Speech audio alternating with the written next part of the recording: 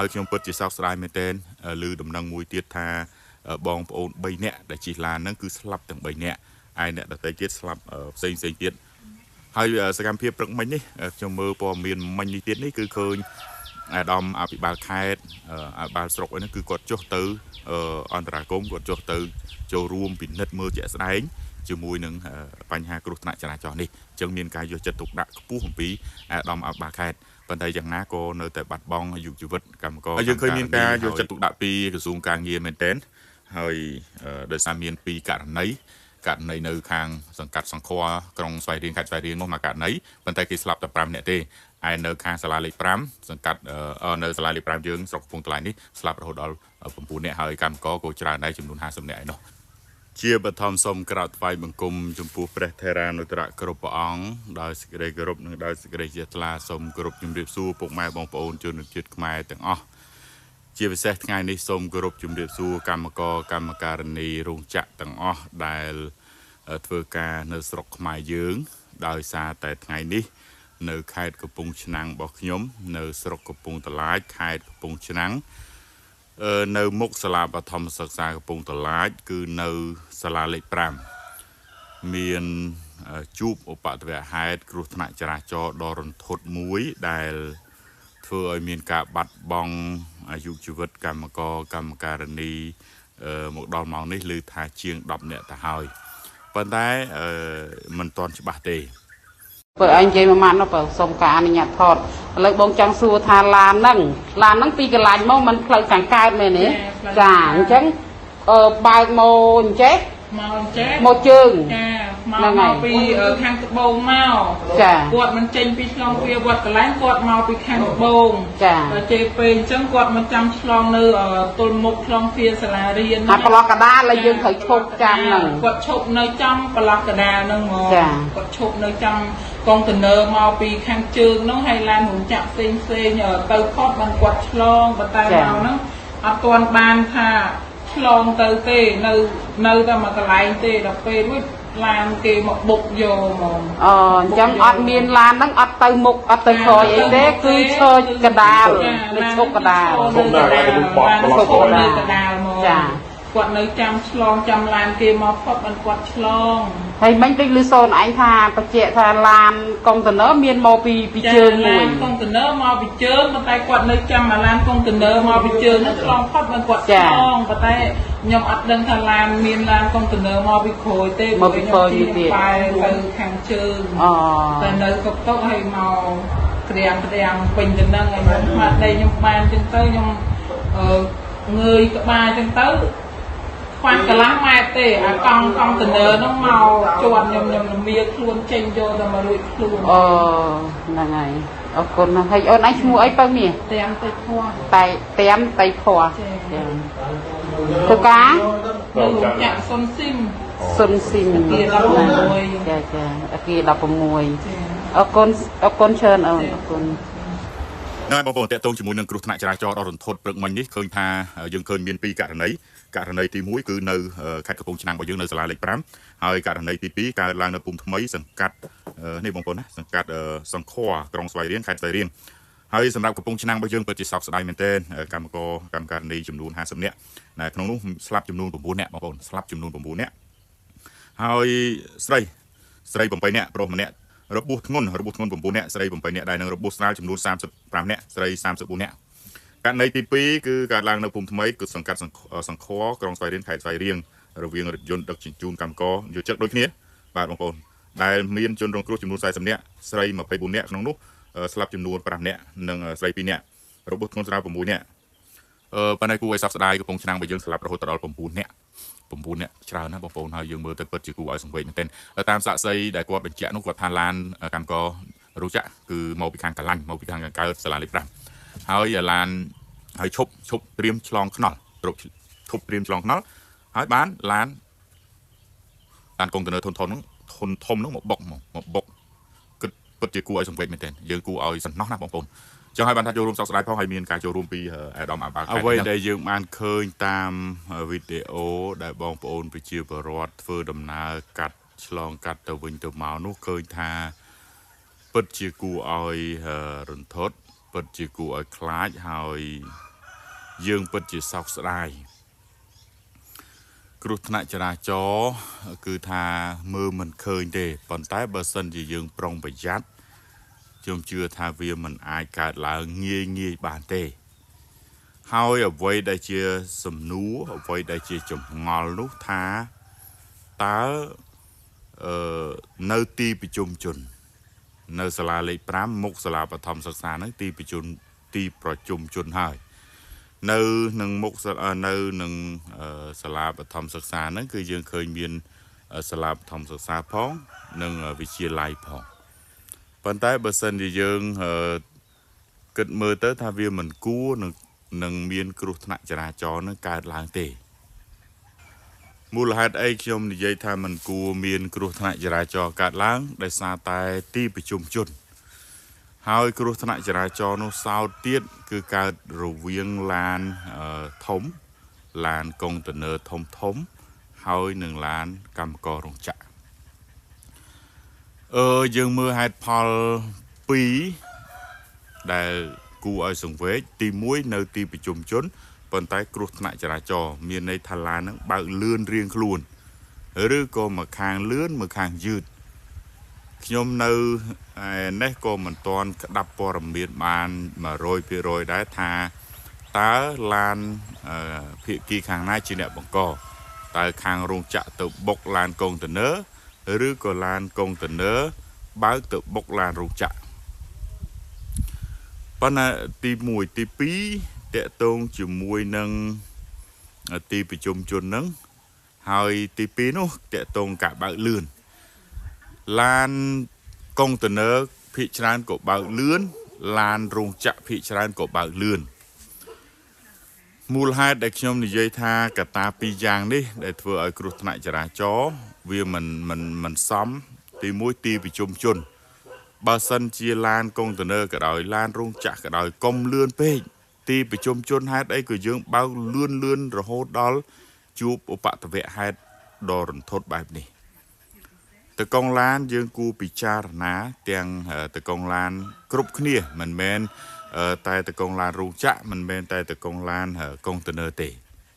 ហើយពេលព្រឹកព្រលឹមទៀតផងបងប្អូនមិនមែនថ្ងៃទៀតព្រឹកព្រលឹមអញ្ចឹងកុងតัวប្រហែលជាមិនយឺតទេបុកនេះបុកបើសិនជាយឺតក៏អត់ស្លាប់ដល់ថ្នាក់នឹងដែរអត់ប៉ះពាល់ដល់ថ្នាក់នឹងដែរនេះគឺប៉ះពាល់ច្រើនមែនតើដូច្នេះហើយតាមការសន្និដ្ឋានរបស់ខ្ញុំគឺនៅទីប្រជុំជនប៉ុន្តែប្រហែលជាគាត់បើកលឿនហើយមិនដឹងថាឡាននឹងវាបើកស្របគ្នាឬក៏បញ្ច្រាស់ទិសគ្នាព្រោះឡានរោងចក្រមួយមកពីខាងជើងមកពីខាងជើងសាលាលេខ5ហើយកុងតឺន័រហ្នឹងដូចជាបត់ដូចជាឆ្លងផ្លូវឬក៏យ៉ាងម៉េចខ្ញុំមើលអត់ទាន់ច្បាស់ដែរប៉ុន្តែតាមការបញ្ជាក់របស់បងប្អូនជាប្រវត្តិថាឡានកុងតឺន័រមកអំពីភ្នំពេញឡើងមកហើយឡានរោងចក្រគឺឡានពួកកលាញ់ពួកខាងជើងសាលាលេខ5ហ្នឹងហើយខ្ញុំពិតជាសោកស្ដាយមែនទែនឮដំណឹងមួយទៀតថាបងប្អូន3នាក់ដែលជិះឡានហ្នឹងគឺស្លាប់ទាំង3នាក់ឯអ្នកដទៃទៀតស្លាប់ផ្សេងទៀត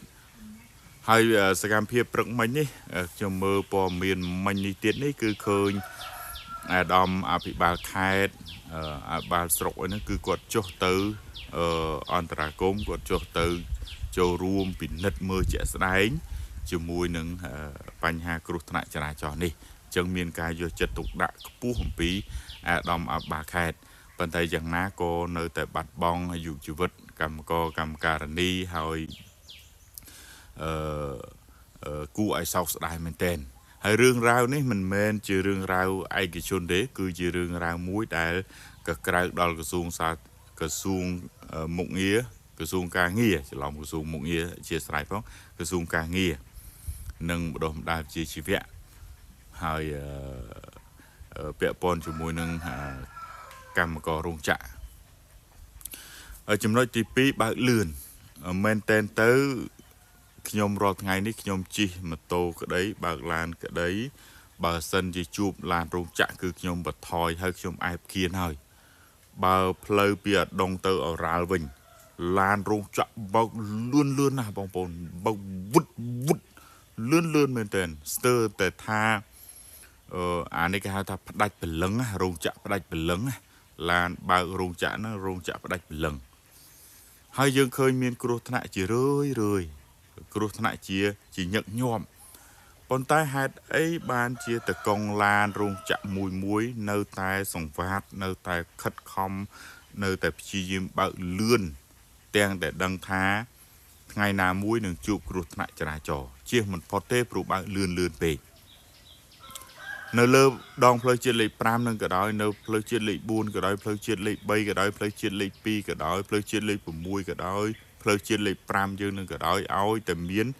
ลานรูจะบางคือทันเลื่อนโยแต่ไม่แต่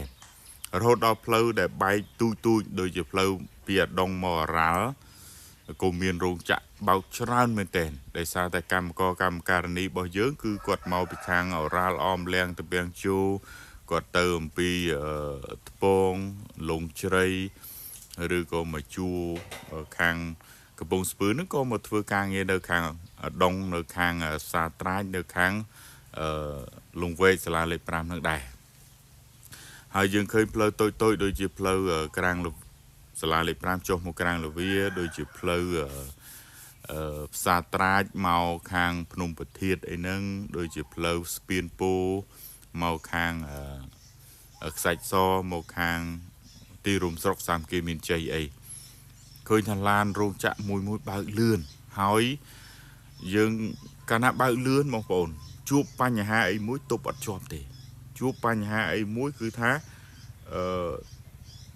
มันអាចគ្រប់គ្រងបានឡានទី1ដឹកធ្ងន់ទី2ល្បឿនលឿនអញ្ចឹងមរៀមដៃ10សូមគោរពដល់បងដែលបើកឡានរោងចក្របើសិនជាលឿនម្លងពេកអាយុជីវិតมันអាចហាមឃាត់បានទេมันអាចកំណត់បានពេលវេលាបានទេមានន័យថាបើសិនជាយើងប្រយ័ត្នក៏យើងអាចរស់បានយូរតែបើសិនជាយើងបើកលឿនដល់ម្លឹងมันអាចហើយឡានធំក៏ដូចគ្នាដែរបងប្អូនឡានធំហ្នឹងគឺកំពូលហើយអាផ្លូវធំផ្លូវអាផ្លូវតូចផ្លូវចង្អៀតផ្លូវទីប្រជុំជនផ្លូវអីហ្នឹងគឺថាលឿនងាងហ្មងលឿនរហូតដល់យើងខ្លាចឡានធំសម្រាប់ខ្ញុំជាបទពិសោធន៍មុននឹងឆ្លងផ្លូវគឺខ្ញុំត្រូវឈប់ឲ្យបានស្ងាត់មែនទែនទើបខ្ញុំអាចបន្តដំណើរទៅទៀតតែបើអត់ទេគឺមិនងាយទេខ្ញុំជាបទពិសោធន៍មួយខ្ញុំទៅប្រទេសឥណ្ឌារយៈពេល1ខែបងប្អូនហើយឡានប្រទេសឥណ្ឌាច្រើនណាស់បងប្អូនដឹងហើយថាប្រទេសឥណ្ឌាមានប្រជាពលរដ្ឋ1400លាននាក់ប៉ុន្តែសួរថាប្រទេសឥណ្ឌាមានគ្រោះថ្នាក់ចរាចរណ៍ទេគឺស្ទើរតែថាมันមានតែម្ដងរហូតដល់ខ្ញុំបើក1ខែពេញខ្ញុំជិះឡានពេញប្រទេសឥណ្ឌាគឺអត់ឃើញដែលជួបគ្រោះថ្នាក់ចរាចរណ៍ប៉ុន្តែបើឡានវិញខ្វាត់ខ្វែងឡានតូចឡានធំធ្វើបិទតែផ្លូវគេច្រើនផ្លូវគេធំមែនប៉ុន្តែឡានវាច្រើនឯគ្រោះថ្នាក់មិនមានដោយសារអីខ្ញុំសួរថាមុននឹងខ្លាយជាត្រូវកង់ឡានមុននឹងខ្លាយជាអ្នកបើកឡានត្រូវចំណាយធ្វើជាព្រូឡាន6-7 ឆ្នាំធ្វើជាព្រូឡានហ្នឹងមានន័យសម្អាតឡានមើលគេបើកឡានមើលអីសពគ្រប់បែបយ៉ាងហ្នឹង5-6-7 ឆ្នាំទើបអាចមានសិទ្ធិប្រឡងយកបានបើកបរបានខ្លាយជាតកង់ឡានអញ្ចឹងហើយតកង់ឡាននេះទៀតបានបើកបរហើយមិនចេះតែបើកទេហ៊ានតែប្រហែសបន្តិចធ្លាក់លេខពួកអីនៅស្រុកឥណ្ឌាគេប្រើគេហៅថា security កាមេរ៉ាសុវត្ថិភាពនោះគឺថាហ៊ានតែល្មើសហ៊ានតែអីបន្តិចគឺគេចាប់បានណាអញ្ចឹងធ្វើឲ្យតកង់ឡានមួយប្រុងប្រយ័ត្នទោះបីជាផ្លូវទលាយក៏គាត់បើកតែល្បឿនដែលគាត់ត្រូវ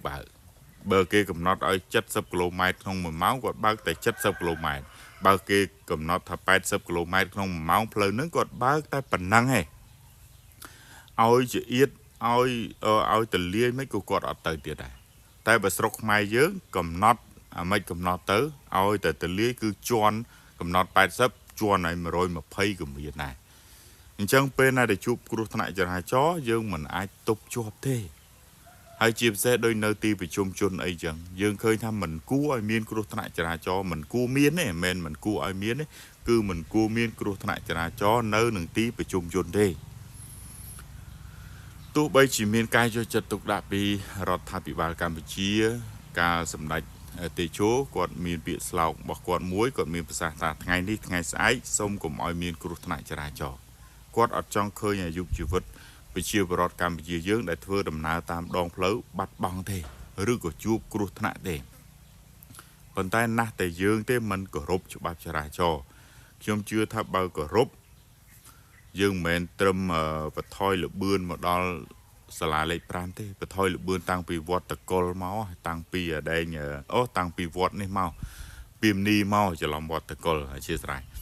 ហើយឡានរោងចក្រក៏ដូចគ្នាដែរព្រោះសាលាលេខ5តំបន់ហ្នឹងមានសិស្សសាលាច្រើនទាំងវិទ្យាល័យទាំងបឋមផងហើយមានមិនគួរឲ្យមានគ្រោះថ្នាក់ចរាចរណ៍បងប្អូនហើយចុះនេះបើសិនជាពេលដែលសិស្សសាលាចូលរៀនពេលដែលសិស្សសាលាចេញពីរៀនតើបាត់បង់ធនធានមនុស្សយើងកម្រិតណាហើយបាត់បង់កម្មការនីរបស់យើងប៉ុណ្ណឹងខ្ញុំសោកស្ដាយណាស់ចូលរួមរំលែកទុក្ខហើយចូលរួមសោកស្ដាយផងហើយរន្ធត់សង្វេគមែនទែនបងប្អូនមិនទាន់បានទៅដល់កន្លែងធ្វើការរោងចក្រផងមិនទាន់បានទៅដល់ហើយសុយមិនទាន់នឹងបានហូបអីផងបាត់បង់ជីវិតបាត់ទៅហើយអញ្ចឹងពិតជាគួរឲ្យសោកស្ដាយពិតជាគួរឲ្យរន្ធត់ហើយចាប់ពីថ្ងៃនេះទៅខ្ញុំសនំពោទៅកង់ឡានណាក៏ដោយបើសិនជាបើកបរនៅក្នុងស្ថានភាពស្វឹងឬក៏បើកបរលឿនពេកសូមមេត្តាទាញស្មារតីសូមមេត្តាមានសតិគ្រប់គ្រាន់ហើយត្រឡប់មកបើកយឺតនៅទីប្រជុំជនឬក៏កំណត់ទៅតាមលបឿនដែលខាងជំនាញមន្ត្រីជំនាញគេកំណត់ឲ្យហើយដូចនៅក្នុងទីប្រជុំជនអញ្ចឹងមិនត្រូវបើកឯណាម្លឹងទេបើកលំមខ្ញុំជឿថាគ្រប់គ្រងបានអញ្ចឹងប៉ុណ្ណឹងសិនចុះបងប្អូនខ្ញុំចូលរួមរំលែកទុកជាមួយនឹងក្រុមគ្រួសារកម្មការនីរបស់យើងដែលបាត់បង់ជីវិតព្រឹកមិញផងសូមលោកមេត្តាកាត់ចិត្តហើយមួយទៀតសូមឲ្យបងនារីក្តីបរោះក្តីឬក៏អ្នកដែលបាត់បង់ជីវិតទាំងអស់ជួបគ្រោះថ្នាក់ទាំងអស់នោះសូមទៅកាន់សុគតិភពហើយអ្នកដែលគ្រោះថ្នាក់ធ្ងន់ហ្នឹងសូមឲ្យឆាប់ជាសះស្បើយវិញហើយសង្ឃឹមថាថ្ងៃនេះថ្ងៃស្អែកមិនមានគ្រោះថ្នាក់ចរាចរណ៍ថ្ងៃនេះថ្ងៃស្អែកតកង់ឡានបើកយឺតនៅទីប្រជុំជនហើយមានការប្រុងប្រយ័ត្នគ្រប់គ្នាគណៈពេលនេះសូមក្រាបថ្វាយបង្គំលាសូមគោរពលាអរគុណច្រើន